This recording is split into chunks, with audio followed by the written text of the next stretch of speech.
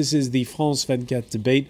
We're looking at the deal with Mali on the day when a deal brokered by regional leaders comes into effect, one that should lead to a new president in a year's time, but one that comes one day after the interim president, was slapped by protesters who want a return of the junta. With us to talk about it, French socialist Senator Richard Young, who's just back from West Africa. Also Gregory Mann, who teaches at Columbia University in New York. Gaëtan Moutou of Amnesty International. And from the State University of New York, SUNY Cortland campus, Kassim Kone. Kassim Kone, you're also the author of 1,000 Proverbs in the Mande language, a book, a bilingual edition. What would be the appropriate proverb for the situation at hand? The proper proverb to me would be that wound does not heal on pass. This is very appropriate, because Malians have done wrong to other Malians, and that is the pass of the wound. You have to clean the pass for the wound to heal. For many reasons. A lot of problems have occurred. People just need to be honest with one another. When Greg mentioned some of the origins of the situation, it is true that we had a democratic country, but it's also true that through the democracies there has been a lot of corruption, a lot of nepotism, a lot of laxism. These are the parts, of the Malian political scene today, and they need to be cleansed before things will go back to normal. I'm going to backtrack a little bit with regards to the issue of malice involved, in the bidding of the president. When I said that Sanogo and Jara both bear responsibility, I meant that they shoulder responsibility. Even if they were not, behind it, they should say, okay, well, this would never happen again. Something like this, okay? Jara spoke in Bamanankan yesterday. He was very eloquent. From what he said, it seems like he did not know exactly, what led to this situation, because he said that his office has been, inundated also by groups of people in Bamana, and he said but they had come, to, just chat with him, make proposal to him. And so he thought that the same thing was happening with the president. But with the president ended up being beaten. The prime minister was not beaten. So in cases like this, just come and say, okay, well, this would never happen again. And all right, so they're not shouldering responsibility. And I want to pick up on what you said at the outset there about those people who are demonstrating. They may or may not have been egged on by people with ulterior motives, but our reporters have told us regularly, ever since March 22nd, that the army is genuinely more popular among many in Bamako than the politicians. Ordinary people are saying no to Diokunda. It's not for ECOWAS to decide instead of us and tell us who the president is for the transition. We have come here because we have had enough. We are determined to put an end to our politicians' disgraceful behavior, terrible behavior. We are determined today to say anything but Diokunda. Diokunda will not become president of the Malian people. Gregory Mann, that feeling is genuine among a lot of people in Bamako. It's genuine. We hear it. One thing I think it's important to recognize is that Sanogo is actually the only unknown quantity in this whole cast of characters. Everybody knows Dioncounda Traoré. He's been around for a long time. Sheikh Modibo Diarra, the prime minister, has been around for a long time, albeit in working abroad. As an astrophysicist. Astrophysicist with NASA, working for Microsoft in Africa. He's a very highly respected fellow. He's also extremely eloquent, and he comes from an Are you surprised family. when we heard in part one Kassim Kone put Captain Sanogo and Diarra in the same, side by side, and needing to shoulder that responsibility?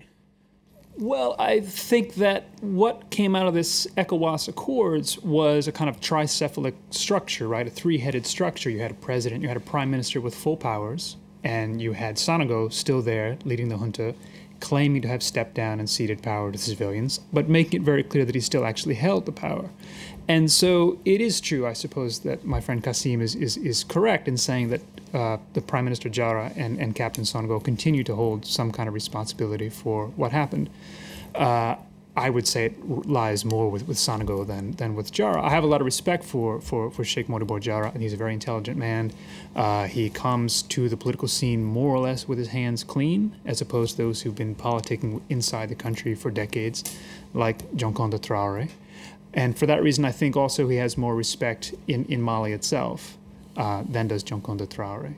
But the fact is, to give a rebuttal to the demonstrators who were shown there on the video clip, the fact is that Dioncounda Traoré was elected in the legislature. He is the president. Speaker of Parliament, was the Speaker makes him of Parliament. the interim president. That makes him the interim president. His constitutional claim to power is much greater than that of Sanogo. It's greater than that of Modibo Jara, and it's not really ECOWAS who put him in that position. It's not entirely true. Gaëtan Moutou, people that you talk to in Bamako, do they get that? Do they accept those rules? There's a sense of anger within the people with whom we discuss, because some people won't change, but at the same time, as Greg mentioned earlier, that some people are more legitimate than others. But having said that, what happened yesterday evening is very interesting just to analyze, because I think that we should also deal with the question of impunity. When you have a new president, when you have people who have staged a coup, and when they are able to drag out with some power, and at the same time there's an amnesty law which has been voted. I mean, so that these people won't be sued in a court of justice. I mean, at the heart of that, you have that as well. Richard Young, your reaction to the fact that under the deal, Captain Sanogo, for instance, is now officially a former head of state with the lifetime pension and all that goes with it. There's been a lot of criticism of that. Do you agree with the fact that was it a smart move to make him give him that title of former head of state? Well, it's probably part of the compromise, and I would say the price to pay for peace. But I mean, let us come back to basics. There has been a coup, and nobody supports a coup against a constitutionally elected president and parliament. There has been a negotiation, an agreement between the junta and the regional forces, and they come back on this agreement. And thirdly, we have the president in place for 12 months, who is a civilian and who should represent the Malian people. I don't think there is much to support on the military side. And as you say, a lot of people support the military in Bamako, but on the other hand, what they say is that the military failed north. And we all know what happened in Kidal and in other places. So it is not so straightforward, I would say. All right, it's ambiguous. You have a situation where people don't want to see outside intervention. Just to set this in perspective, we're talking about Mali, a proud nation, but a poor one, landlocked, that borders the Sahara Desert, a nation whose revenue comes from certain staple items like cotton in the south, precious minerals, a little bit of tourism until recently, and wire transfers from relatives abroad.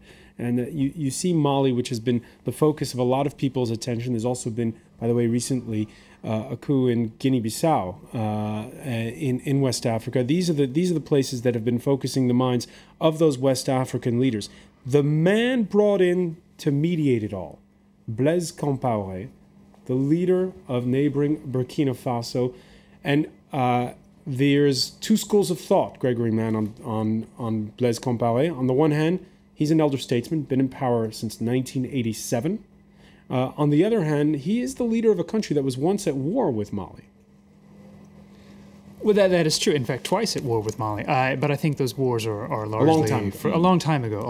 I think those things are largely forgotten at the time. The important thing, I think, in the West African context is he's, to some extent, the kingmaker. He has been for some time in the region. And he's a very powerful figure. And he's been there the longest. He is the elder. And that means a lot, as Kassim Kone was saying about Dioncounda Traoré's age. There's a certain respect and a certain experience that he can command. Richard Young knows him better than I do. Let me ask Kassim Kone on this one.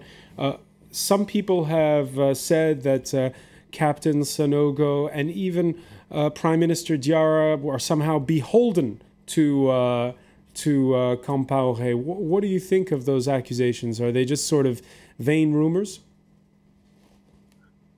Well, to some extent, this may be true because of Compaoré being a very influential figure, in West Africa. But there are many Malians also who don't like to deal with Compaoré at all, because they don't think that he's an honest broker. They remember that we have had our own issues with Burkina Faso, both before Compaoré and was in power, and before he was in power in 1970s, there was an issue between Mali and Burkina Faso, and again, in 1986, December 1985 to beginning of 86. So for this reason, they don't think that Compaoré is an honest broker. And one thing that Malians also abhor about Compaoré's intervention is that he's trying to negotiate with MNLA and Ansar Dine, and Malians do not think, though Mali is split today, they don't believe in negotiating a settlement that is going to give even any kind of land, or they just don't think that he is going to be a good negotiator with the Tuareg rebellion up north. Richard Young, on this point, it's not just Malians who harbor suspicions. There was an April 28th summit in Abidjan of regional leaders. At that summit, some leaders and behind the scenes, the presidents of Senegal, Ghana, Gambia, Liberia, Sierra Leone, and Niger tried to put in a place where there was a double mediation, bringing in Goodluck Jonathan, the president of Nigeria. A lot of people are suspicious of the president of Burkina Faso, even though he has this track record of already being a mediator in conflicts elsewhere. Yes, that's true. And it is ambiguous again there, because what has been said is true, but on the other hand, Compaoré has, and he's probably the only one there, contacts with everybody. He meets, or his people meet all the different fractions, and you have now 10 or 12 different groups acting in the north, and that is important for the future. The only ones with whom he has less contact, I would say, are Algeria, and that is, of course, a major problem, because Algeria is very powerful in the region and also has a complex game. On one hand, they ask to participate in all the regional meetings, and they take positions, and then when they come back to Algeria, they say, oh, but no military action, we are against, and so on and so on. And also, there are suspicions that they help the Nordic separatists, especially in terms of logistic and petrol and so on and so on. So it is important to have some line or some position of Algeria, but it is not so easy to do. You can say it, but... and let me just add two elements very quickly. The drug element is very important. The map you shows that Mali goes south-north, and drugs come through Bissau, Guinea-Bissau, and go north through Mali, and one must say that this has really destroyed the north part, and especially the Tuareg. You know well the Tuareg, the Tuareg families. There are, when you have drug, you lose all values, and that is one major problem. Mm-hmm. And the other problem is that now we have, or they have, something like 300 or 400,000 refugees from the north, in different, both in Bamako, but also in Niger and in other countries. And something must be done for these three. There's going to be a lasting problem. Gregory Mann, the plan that's been laid out that leads to elections in a year's time, it's been criticized, most notably the fact that the army is not really answering to the interim president. But is it the best plan you could get at this point? The key problem is really the problem in the north. And so any plan that's going to stabilize the situation in Bamako and in the south generally, and allow Malian citizens in Timbuktu, in Gao, in Kidal, and elsewhere to move back and forth freely, to live in security, to have their hospitals, to have their schools, that's going to allow the internally displaced people, the refugees, to go home. Or fight. You have to negotiate or fight. I don't think anyone is in Mali in the mood to negotiate. Neither are they in the position to fight. So this is all going to take a while, and the rainy season is going to come soon, so it's going to take a little bit longer anyway. So I think we're talking about, if there's any kind of negotiation or fighting, it's probably at least 6 months down the line. But I'm no military guy, so I don't really know. That's just my hypothesis. But it seems to me that the problem with the constant kind of turmoil in Bamako is not only that everyone in Bamako is afraid, they don't know what's going to happen next, they don't know what to do, they stay home with the doors locked.